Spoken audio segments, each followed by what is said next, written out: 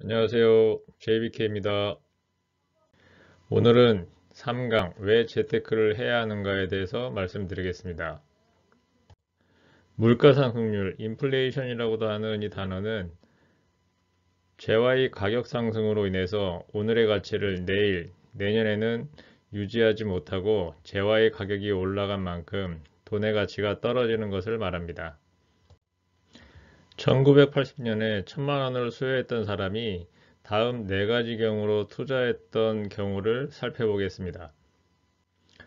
먼저 첫 번째로 삼성전자 주식을 사놓고 기다렸던 사람의 케이스를 보겠습니다. 당시에 정확한 가격을 알려드리려고 하는 것은 아니니 양해해 주시기 바랍니다. 삼성전자 주식은 여러 번의 액면 분할을 통하여 지금의 주식 가격으로 환산했을 때 수익률을 살펴보도록 하겠습니다. 만약 1985년도에 1000만 원으로 삼성전자 주식을 사서 지금까지 보유했을 때는 940배가 넘는 수익률을 볼 수 있었습니다. 그 기간 동안 받은 배당금을 합친다고 하면은 100억 이상을 보유하고 있다고 볼 수 있겠죠. 최종 수익률은 1000배가 넘을 것입니다. 두 번째로 강남 아파트를 사서 지금까지 보유한 케이스를 보겠습니다. 1980년 정도에는 1000만 원을 가지고 강남 아파트 30평 정도의 아파트를 살 수 있었습니다. 현재 시세가 30억이나 40억 정도 하고 있으니 실질적인 수익률은 300배 내지 400배 정도가 될 것입니다. 세 번째로 예금은 아파트나 삼성전자 주식에 비해서는 수익률은 떨어지겠지만 그래도 예금 금리만큼 복리로 수익을 얻을 수 있어서 어느 정도는 수익률이 나올 것입니다. 문제는 네 번째인데 현금으로 장롱 속에 보관한 사람은 1980년에 강남 아파트를 살 수 있는 가치의 돈을 지금은 중형차도 사지 못하는 가치로 떨어졌다는 것을 알아야만 했을 것입니다. 여기서 우리는 크게 두 가지를 깨달아야 합니다. 첫째, 물가 상승률 이상의 수익률을 올려야 돈의 가치를 유지하거나 끌어올릴 수 있습니다. 둘째, 우량회사, 특히 1등 기업의 주가가 쉽게 오르지 않을 것 같아도 결국 주식은 그 회사에 성장하는 만큼 그 가치로 올라갈 수 있다는 것입니다. 주식은 절대 도박이 아닙니다. 원금 보전의 함정에 빠지지 마십시오. 세상에서 가장 위험하고 바보스러운 재테크는 원금 보장의 상품을 사들이는 것입니다. 다음으로 인플레이션이 왜 발생하는지 잠깐 살펴보겠습니다.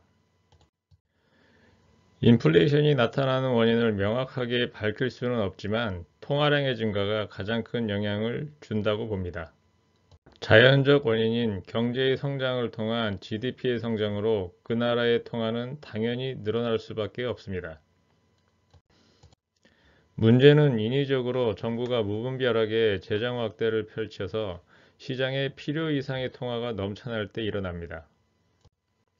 아무도 예상하지 못했던 경제적 외부 충격으로 인한 필요한 곳에 재정 수혈은 필요하겠지만 정치인들의 포퓰리즘을 위한 통화의 확대는 결코 용납돼서는 안 됩니다. 우리는 정부의 친노도 정책으로 인한 인위적 임금 상승의 문제점을 극명하게 보았습니다. 다른 물가가 제자리이면 나만의 월급 인상의 의미가 있겠지만 결국 한 곳의 인위적 부양은 모든 물가의 상승을 부채질하여 결국 서민의 삶만 피폐해집니다. 결국 우리가 힘들어하는 인플레이션의 원인의 많은 부분은 정부가 관여하고 있다는 것을 깨달아야 합니다.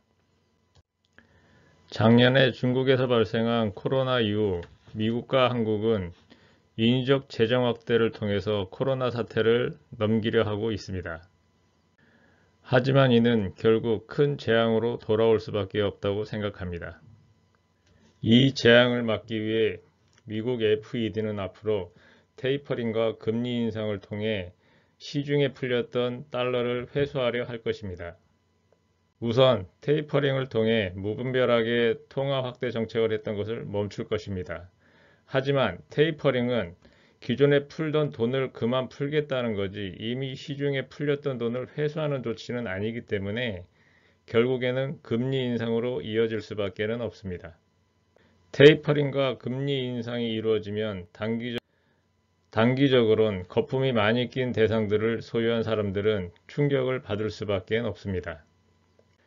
요즘 주식이든 부동산이든 가격이 오르지 않은 것이 없습니다. 당분간 내년까지는 거품이 꺼지지 않는 이상 너무 욕심내어서 투기하지 마시고 꼭 내 투자 원칙에 부합하는 대상이 나타났을 때에만 투자를 늘려나가시기 바랍니다.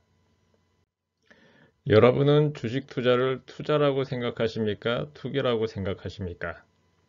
저는 삼성전자처럼 좋은 회사의 주식이라고 해도 그것을 투기로 접근할 수도 있고 투자로 접근할 수도 있다고 생각합니다.